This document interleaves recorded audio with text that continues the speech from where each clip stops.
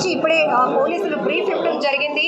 ఇప్పటి వరకు ఏదైతే రవీంద్ర తమ కేసు విచారణలో వివరించినటువంటి వివరాలను ఆధారంగా చేసుకొని సీన్ రీకన్స్ట్రక్షన్స్ 2 ప్రాంతాల్లో జరిగిన తర్వాత అసలు ఏం జరిగింది, ఇద్దరి మధ్య పరిచయాలు ఎప్పుడో మొదలయ్యాయి, ఎందుకు వాళ్ళ ఇద్దరి మధ్య ఇది ఒక హద్దులు దాటి ఒక అమ్మాయిని హత్య చేయడానికి అత్యంత క్రూరంగా ముక్కలు చేయడానికి కారణమైన ఘటన ఎందుకు తావిచ్చింది అనే విషయాలు తెలుసుకుందాం. South ACP south division ACP Srinivas గారు మనతో పాటు ఉన్నారు. సార్, ఏం జరిగింది సార్ అసలు ఈ కేసుకు సంబంధించి? ఇప్పుడు మనం ఈ కేసు పూర్వాపరాలు మనం మాట్లాడుకున్నట్లయితే యాక్చువల్గా ఇది డేటింగ్ యాప్ వలన ఇవి పరిచయాలు ఉన్నాయి. ఎవరైతే డిసీజ్డ్ మౌనిక, ముద్దాయి రవీంద్ర ఇద్దరికి ఏంటంటే డేటింగ్ యాప్ ద్వారా పరిచయం. ఇతను కావాలనే ఉద్దేశంతోనే ఈ అమ్మాయిని డేటింగ్ యాప్ ద్వారా పరిచయం చేసుకొని అమ్మాయితో రిలేషన్స్ కంటిన్యూ చేశాడు.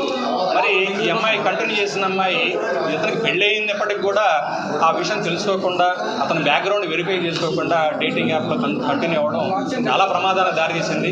అది మరి మనం వెరిఫై చేసుకోకుండా అపరిచిత వ్యక్తులతో డేటింగ్ చేస్తే ఎలాంటి పరిణామాలు ఉంటాయో ఈ ఇన్సిడెంట్ మనం తెలుసుకోవచ్చు. ఇన్సిడెంట్ జనరల్గా ఇక్కడ చాలా రకాల ప్రశ్నలు ఉదయం నుంచి కనపడుతున్నాయి. అసలు ఇతనికి పెళ్ళి అయింది, వాళ్ళ వైఫ్ డెలివరీకి వెళ్ళిన తర్వాత కావాలనే పథకం ప్రకారంగా నిన్న మౌనికని ఇంటికి పిలిపించుకున్నాడా? ఎందుకు సార్ ఇద్దరి మధ్య ఒక పరిచయం కాస్త ఒక వ్యక్తిని హత్య చేయడానికి కారణం? ఇప్పుడు జనరల్గా ఎవరికైనా ఉంటారు, ఇద్దరు మనుషుల మధ్య ఉన్నప్పుడు భార్యాభర్తలైనా కానీ లవర్స్ మధ్య కానీ రకరకాల ఇష్యూస్ వల్ల గొడవలు వస్తాయండి. వీళ్ళిద్దరి మధ్య కూడా అదే విధంగా గొడవలు వచ్చినాయి.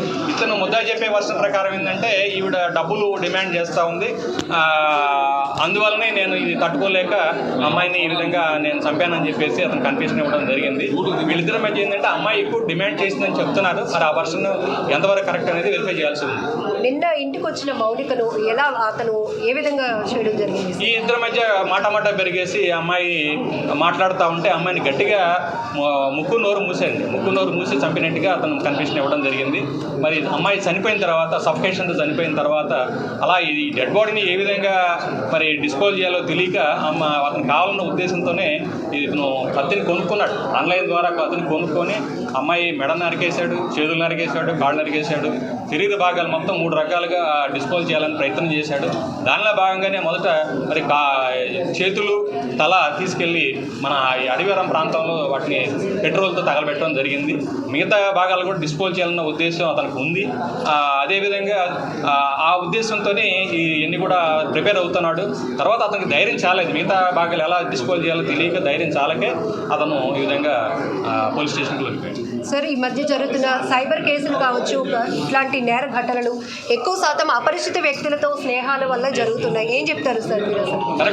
కరెక్ట్. ఇది ముఖ్యంగా యువత తెలుసుకోవాల్సింది ఏంటంటే ఈ సైబర్ నేరాలు కానీ మరి ఇలాంటి ఇప్పుడు జరుగుతున్న ఈ నేరం కూడా అన్ని కూడా అతట వ్యక్తి ఎవరో తెలియకుండా, అవతల వ్యక్తి ఎవరో తెలియకుండా మనం పరిచయం పెంచుకోవడం. మనకు తెలిసిన వ్యక్తి అయితే పర్వాలేదు, ఎవరు ఏంటనే తెలిసిన బ్యాక్గ్రౌండ్, అతని బ్యాక్గ్రౌండ్ వెరిఫై చేసుకోకుండా అతని పరిచయాలు పెంచుకోవడం, ఆ పరిచయాలు కొనసాగించడం ఎంతవరకు దారుణం దారితీస్తుందో ఈ ఇన్సిడెంట్ దారితీస్తుంది. కాబట్టి యువత ముఖ్యంగా ఇలాంటి ఇన్సిడెంట్ జరగకుండా మరి ఎంత ప్రమాదకరమో అందరూ కూడా గమనించాలి. మరి అందరూ గమనించాలి, అదే తల్లిదండ్రులు కూడా గమనించి మరి వాళ్ళ పిల్లల పట్ల కూడా జాగ్రత్త వహించాల్సిందిగా ఈ సంఘటన మనం ప్రూవ్ చేస్తాం. సార్, ఇప్పుడు డేటింగ్ యాప్స్ అనేది ఒక ట్రెండ్గా మారుతోంది. ఇదేదో ఒక ఫ్యాషన్గా ఒక కొత్త వ్యక్తులను తమ జీవితంలోకి ఆహ్వానించాలి అనే ఉద్దేశంతో అప్రోచ్ అవుతున్నారు. ఇది మన కల్చర్ కాదండి, ఇది కల్చర్ మనది కాదు. ఇది ఫారిన్ నుంచి వచ్చిన ఇంపోర్ట్ అయిన కల్చరు. ఇది చాలా ప్రమాదకరం. గతంలో మన సంబంధాలు అలా ఉండేయో ఆ విధంగా ఉంటే అలాంటి ప్రాబ్లం లేదండి. ఈ డేటింగ్ కల్చర్ వలన మనుషులు ఎవరో అవతల వ్యక్తి ఎవరో తెలుసుకోకుండా మరి వాడు ఎన్నో ప్రమాదాలు దారితీస్తాయి. ఇప్పుడు దీని ద్వారా మనకు అర్థమవుతాం. సార్, మౌనిక తండ్రి మీడియా ముందుకు వచ్చి మేము పెళ్లి సంబంధాలు చూసాం, ఎవరితోనైనా పరిచయాలు ఉన్నాయా లేదా, ఈ పెళ్లికి ఇష్టమైన అడిగినప్పుడు కూడా ఆమె అన్నిటికీ ఓకే చెప్పారు అంటున్నారు. సో మౌనిక పేరెంట్స్ నుంచి ఏమైనా ఇన్ఫర్మేషన్ వచ్చిందా సార్ మీకు? అవి మనకేం చెప్పలేదండి. దీని గురించే చెప్పారు. తల్లిదండ్రుల గురించి పూర్తిగా మనం విచారణ చేస్తాం.